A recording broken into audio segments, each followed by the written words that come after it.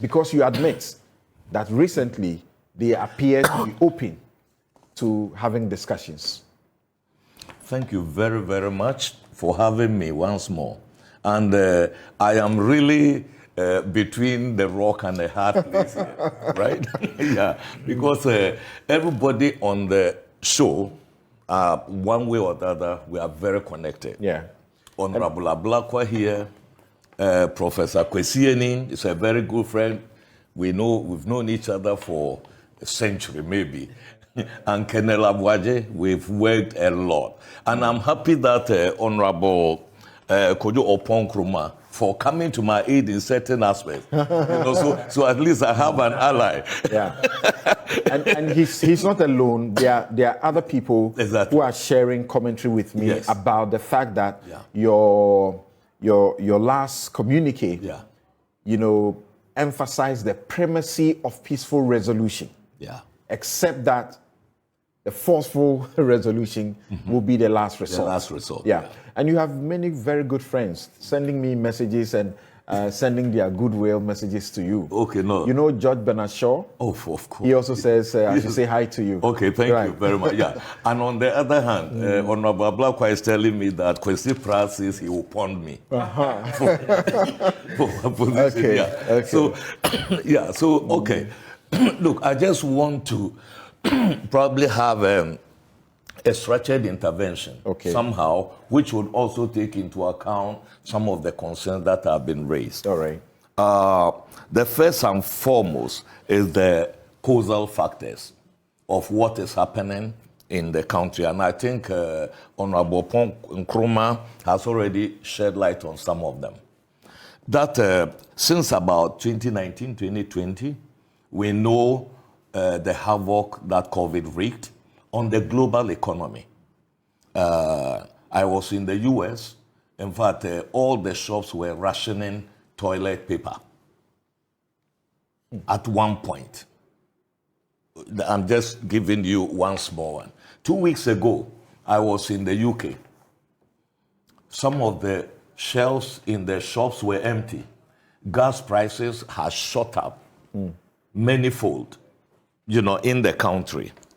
And you can cite examples. So if these, so-called most developed countries are facing the crunch, then you can think of Africa, with our weak infrastructure, weak, potential. Because of our bad governance over the decades. And if, because of these challenges, the military have to take over power, then the whole world will be under military rule.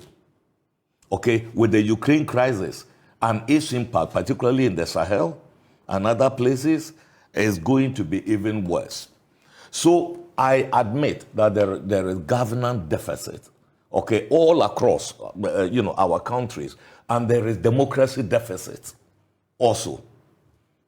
People should understand that the democracy, liberal democracy that we know it today, is barely 30 years in West Africa. In the US, where democracy has been there for centuries and other things, Trump still not accepting the outcome of the last results. And there were,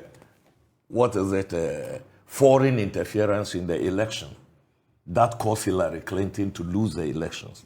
That's also the external influence. In a country like the US, so I just want to talk about that. But when you come to that, that cool zone, in our country, it starts from the western tip of the, Atlantic Ocean, Gulf of Guinea, Senegal, all the way to the Red Sea.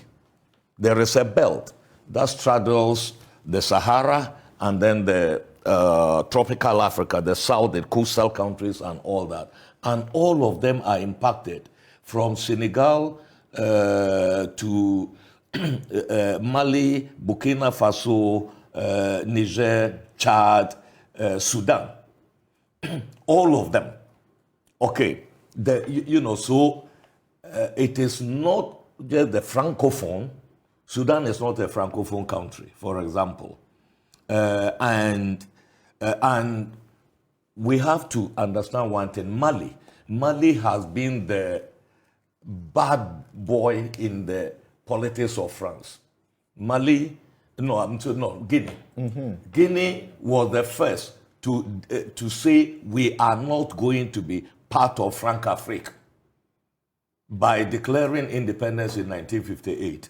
It was Kwame Nkrumah, the first president of Ghana, who bailed Guinea out when the French were even removing nails from doors to make sure that they would punish Secretary and his country for disobeying them. Up till today, Guinea does not use the franc CFA. They use their own money. Okay, so just context. So the thing is that what is the commonality of the threats in that place? You can talk about governance deficit. It is jihadism. It is terrorism, which is actually afflicting these countries. And as Honorable Nkrumah said, the number one reason given for the coups in Mali, in Burkina Faso, and now in Niger is insecurity. The others are there. Plus mismanagement. Yes. Corruption. Yeah, mismanagement. Yeah. No, they were listing all these characteristics. Burkina Faso's election that retained Kabore for a second term was adjudged by everybody as the freest in the continent. In fact, all the processes leading to that election were consensually agreed among all the political parties. So you cannot say, that the Kabore was instrumentalizing anybody so that he will remain in power. All of them accepted, and all the opposition parties accepted. When Kabore was leaving office, about 35% of the territory was under jihadist occupation.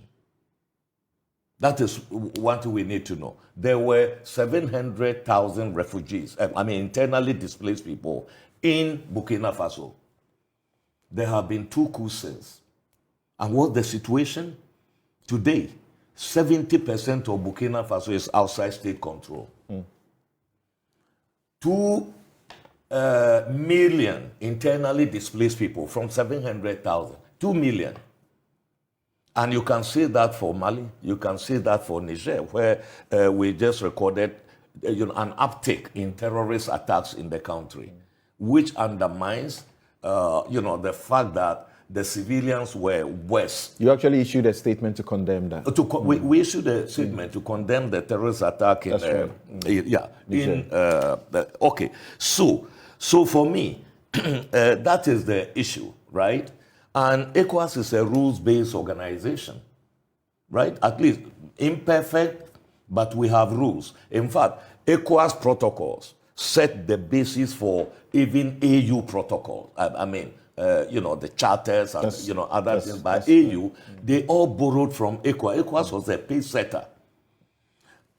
3 years ago, all the 15 member states in Ecowas were under democratic rule.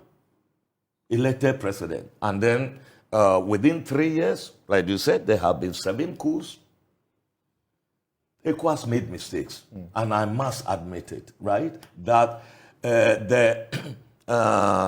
the tough measures that we adopt when there is a military coup pales in comparison with our very weak attitude towards elected presidents who weaponize the judiciary, instrumentalize the military, just for the purpose, of changing their constitutions and staying on in power. The situation in Guinea was very clear. You may excuse what was happening there with the third term of Ouattara, because he actually had a candidate who died on the eve of the elections and things like that. And his argument was that there was no time to replace him before the elections and all that. But that is beside the point. We made mistakes before. Does it mean that we must accept wrongdoing because there were faults before? There is a new dynamic.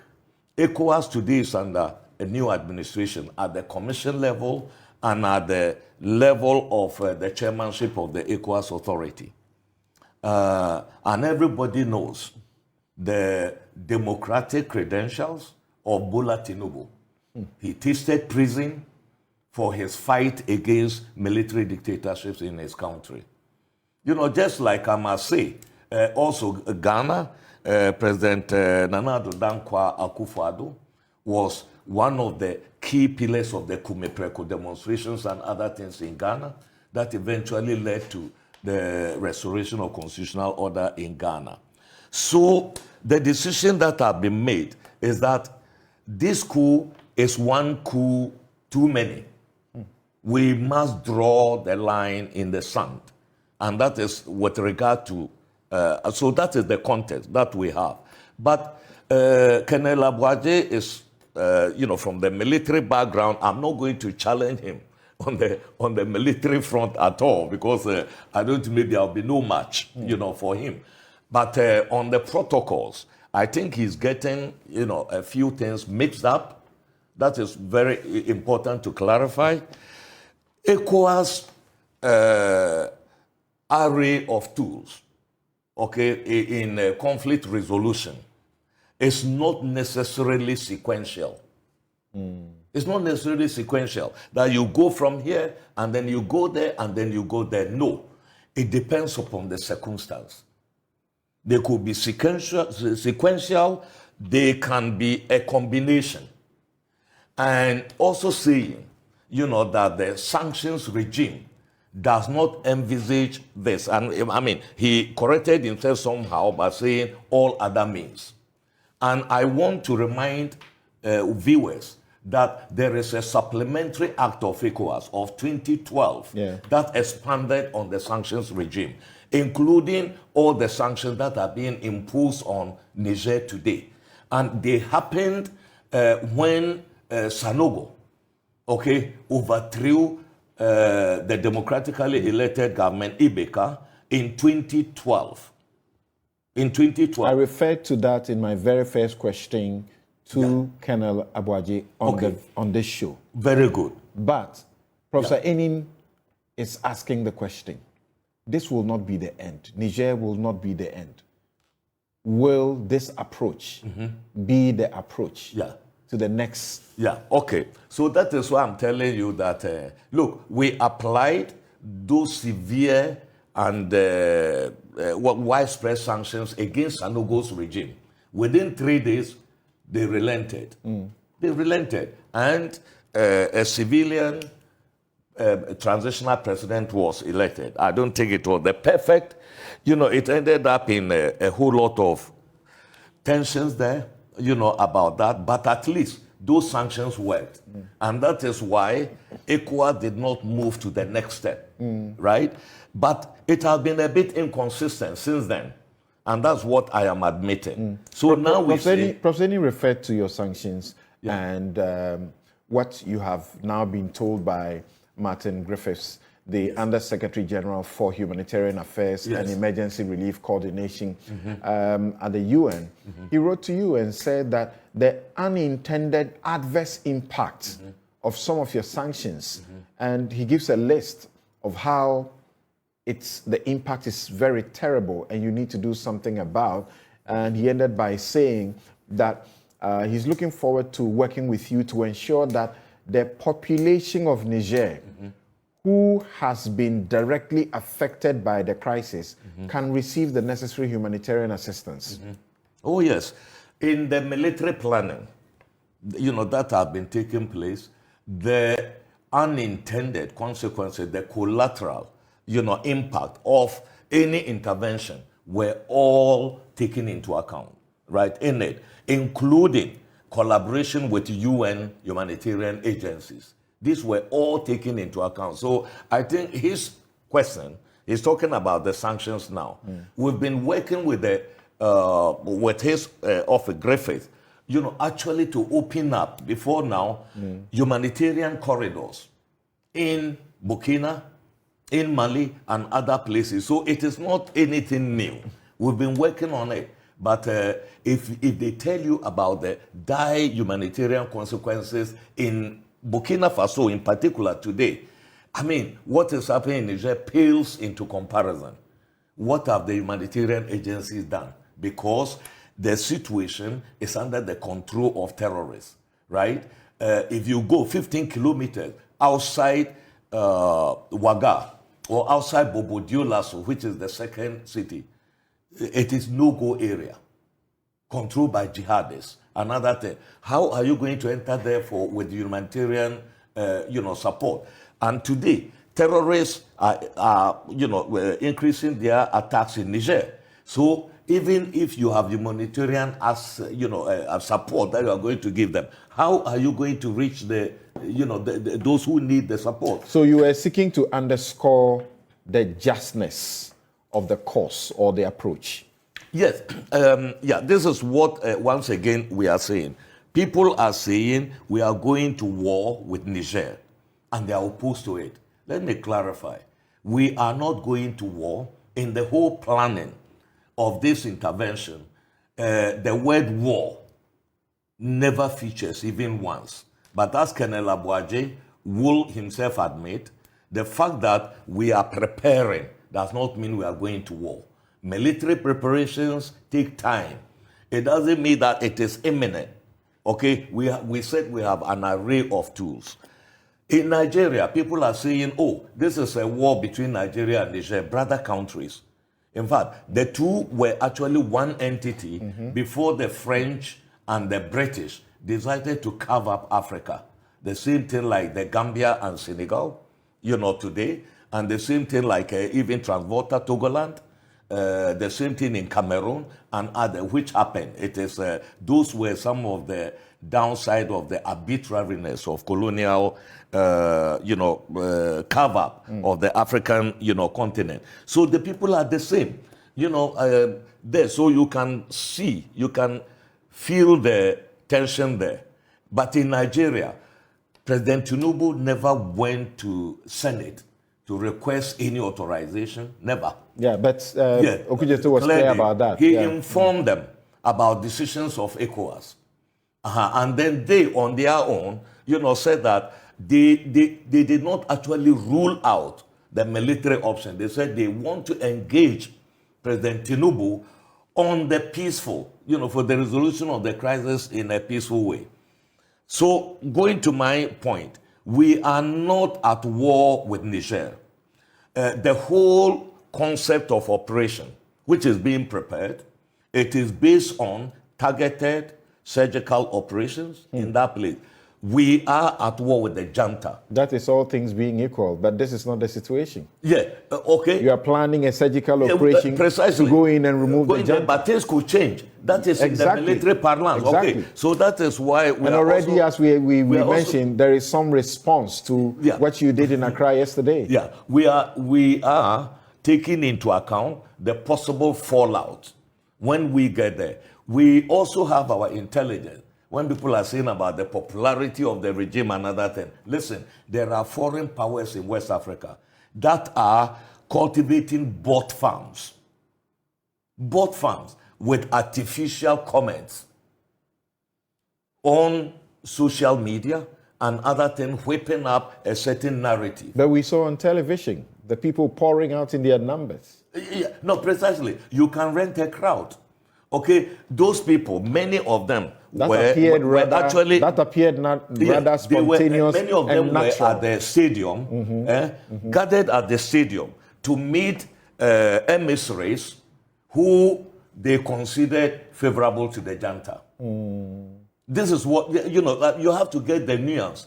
And then on social media, they are showing the burning of the ruling party's headquarters at the Nigerian embassy. In that country. And there are, tailors and others in the country that are sewing Russian flags and distributing them. All this funded. We have that information. Second, in that country, why did the CNSP dismiss the commander of the gendarmerie? CNSP is the junta? Yes, the CNSP is the junta. They dismissed the commander of the National Guard, Guard National, which two institutions, forces, wanted to organize a counter coup against those people holding President Bazoum hostage. And then there was a lot. Later on, things will come out, and then you will see. They were dismissed, and their number twos were co-opted into the junta. Okay, and now we have Rissa Agbula, who was Tuareg rebel leader during the Tuareg wars. This country, Niger, is the one that managed diversity better than any of the countries in the Central Sahel. In fact, they had stopped the Tuareg rebellion. The Tuaregs had been incorporated. Today, this Agbula is saying that, okay, so if you don't want the minority, because the country is overwhelmingly Hausa, Kanuri, and Jerma, which they call in Ghana here Zamrama. Okay, those are the elites over there. The Arabs constitute just about 0.4% of the population. And the Tuareg also a minority. They say, oh, is that it? So they have created what they call the National Council for Resistance Council for the Republic. So internally, there are fissures. And you yourself just said about demonstrations in Accra here. We've seen some... So this particular last point you make... Yes. ...makes it imperative, the intervention you seek to make. Yeah, your intervention... Yes. ...will rather, that is if diplomacy fails, your intervention will rather forestall what might become... What might be a worse situation in the country. Okay. And what we are saying is, we are not at war with Niger. We are at war with the junta, with the CNSP. And that is the target of the operations. Yeah, so there should be a difference here. There's a nuance, in it.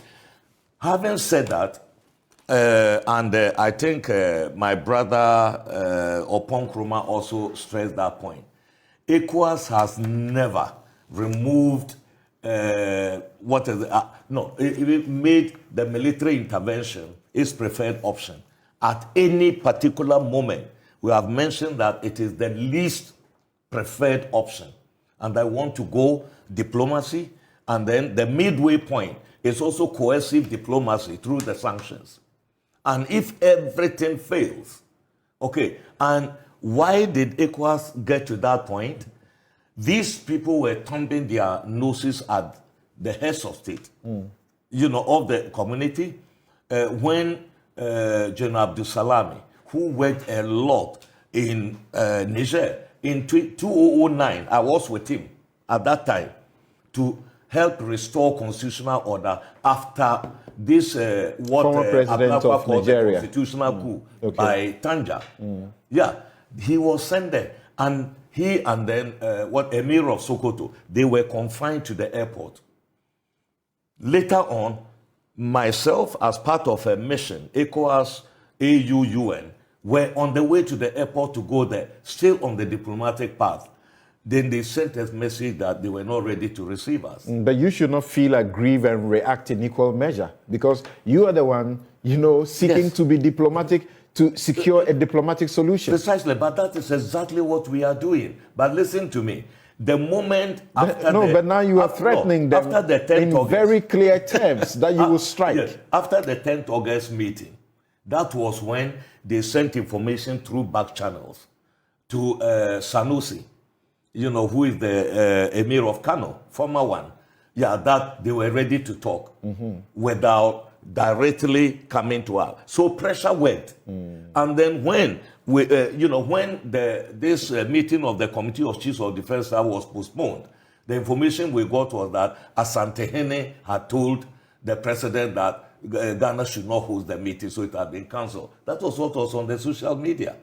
Instead of giving the facts. That seemed to have emboldened them a bit. Emboldened them a bit because Ghana was not going to take part, and then, whatnot. And then when they saw that we were coming here Thursday and Friday to hold this second meeting, then that the new Prime Minister, Zain, now called and said they were ready to receive the delegation. Okay. Yes, and then some people close to them have been calling me while here. So if you had just sat down and said, okay, we are there, you are knocking on the door, and they are not responding, and you are sitting down, what else do you do as we'll return to as the an question, organization? The question about the, because I'm getting from what you're just saying, the last few seconds, that the risk that people talk about to Ghana is real because of the developments that you are mentioning. Yes. That there was actually the attempt that Ghana should not host. Why should Ghana not host this meeting? Because of the risk. And Ghana has gone ahead to host, and there is some fear, and they are beginning, to sort of give in. Now, the question that is being asked is, how is this being funded? Of course, we have been told about how the Nigerian senators came together and said we don't want this because of the direct impact. Earlier I said about 6 of the states, but I think it's about 7. Sokoto, Kebbi, Katsina, Zamfara, Jigawa, Yobe, and Borno That's states. The northern senators. Yes. Those bordering Niger. Yes. Right. Who is funding this? Okay. The Nigerians say, in any case, we are poor. We don't have money. People are hungry. So Ghana, we're broke. So who is funding this? Yeah. Thank you. Let me just, a way of answering your question. And I think all these issues were raised by Colonel Abuaje, and it was also raised by Honorable Ablakwa, here. That do you know that Ecowas? Dr. Ken Ahosu also raised it. Also raised it. Ahosu, yeah, sorry. Right. In fact, he's someone I met, I miss. Ahosu, I hope you forgive me for not acknowledging that. Ghana adopted its plan of action for the eradication of terrorism in 2019, with an annual budget of, what is it, 2.3, 2.4 billion, dollars. And we said we're going to fund it. It was, first they said voluntary contribution. Of course, people have mentioned Nigeria, 25 million, Ghana, 5 million and other. There is a whole lot of stories behind that. When the new administration came, that is what I'm telling you. Since 2019, Ecowas has not attempted even to activate the kinetic force to fight terrorism. This new administration said, never. What do you say, eradication of terrorism, and you are saying that? So, we were planning, to activate the standby force to go and help countries like Burkina Faso. And in cooperation, I visited here, went to the field, headquarters of the Accra Initiative in Tamale, with the Bendere and then others. See how we could collaborate, to make sure we take on the terrorists over there. So that was on course. And ministers of finance were due to meet with the ministers of defense based on what we had prepared. And this is what I'm going to tell you about when people are saying that we are going to fall into the hands of external forces. I just say the heads of state says this must be funded on a compulsory, mandatory basis by member states. ECOWAS is the organization in Africa that almost 80% funds its own activities from the community levy. The AU is less than about 30%. Okay, so ECOWAS is very unique, in that area. They said, we are going to fund it if it means increasing even the community levy by a fraction of a percentage. To raise that money, we are going to do it. That was on course. We had also given a lot of money from the ECOWAS community budget to these countries under terrorist, these attacks, for equipment and others. That is not broadcast and things like that. Then this coup came and diverted everything. Okay, so how do we get back to fighting the immediate cause of all this insecurity in the region, which is the cascading terrorism, which is impacting, northern Ghana, the number of refugees and others. So what I will tell you is that during the meeting yesterday and the day before yesterday, all member states, and I heard Colonel Abuaje say Togo was not going. Togo made concrete pledges yesterday.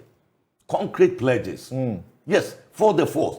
all the countries, those who have promised battalions and others, I can't give you the figures for security reasons, but all of them made very concrete contributions, which we are, taking to the heads of state now. The armed forces personnel strength for the Ecowas, as we know, is supposed to be, is it 489,000 strong, right? And as Sami hinted us, we understand that what you need for what you are going to do should be at least 1,000. You said 50,000. 150 or 50,000? 50,000. That is speculation. That's speculation? That's speculation. And even that you can't get? We have our concrete figure, but I won't disclose it. It is far, far, far less than what is being told. Look, what Niger, force strength is about 13,000. 13,000. The whole force strength of Niger. We don't need up to 50,000, troops to go and confront 13,000, which are not even a monolith in the country in the first place. So all these pledges were made. And I want also to assure Colonel Abuaje that the force commander has been designated. The deputy force commander has been designated. And ECOWAS is supposed to now develop the civilian administration, to cover it, because the civilian, aspect of the force. All these cannot be announced until the heads of state and government give their seal of approval. Okay. So when you do, and as you said, this defense chiefs will not meet again unless in the course. Yes. So how do you intend to engage the local communities in Niger to ensure that the deployment is well received? Because you say that you are not going for Nigerians, you are going for the junta. Yes. How are you going to do that? Very good. I activated at the Ecowas Commission, when all this occurred, the crisis response mechanism. One of the key axes of that is strategic communication, which is already being worked out. Yesterday, I met a group of media experts in Ghana, here, to see how we could benefit from them. Like we said, in Nigeria, we are doing the same. So there is a crisis communication that is being developed at the headquarters level and within the planning of the military. There is a psychop. If you are Colonel Abuaje, he will tell you about that. It is about psychological operations. When you are confronted with such a situation, we have taken all those elements on board, as I speak to you. When it comes to military planning and other things, it is about winning. You did indicate that you know for a fact that there's going to be the spillover effects. Yeah. Because even though you intend to do a surgical operation, that is if it gets there. Yes. Because the primacy is diplomacy. How do you intend to mitigate the risk that come as a result of the spillover? And I'm asking this because we ought to be sure when, for example, our foreign mission will begin to say Ghanaians or whoever it is start moving, or we start what do you call it? Not a deployment. How do you repatriate our citizens and so on? From there, yes. You see, so this is the classical civil war or natural calamity, whatnot. People have been trying to get their citizens out of places like Sudan over the war. This is it's very dissimilar, to those situations that you are talking about. Countries like the US and others had asked their citizens to look for private transportation means to get out. Before the elections in Nigeria, the Americans and the British were evacuating their citizens. It is their modus operandi everywhere. Even Liberia. So there will not be a need for this? No. Liberia, which was their colony, when Charles Taylor invaded, the first thing they did, that was where they had all their gadgets for West Africa. What they did was evacuate everybody and leave ECOWAS to carry the hot potato. So this is the modus operandi of these powers. And that's why I say that we don't rely on any of them. Yeah, so that's back to my question. Yes, you are saying that if it comes to this, yes, and you activate the standby force, there will not be the need for evacuation of foreign nationals. No, we have activated the force. It's not activating them. We've activated it when it comes to deployment.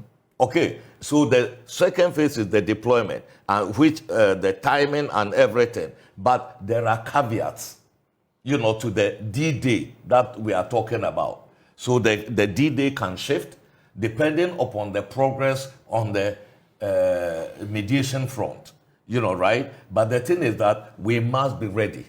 For in any situation like that, it is the ability to project force even without using it.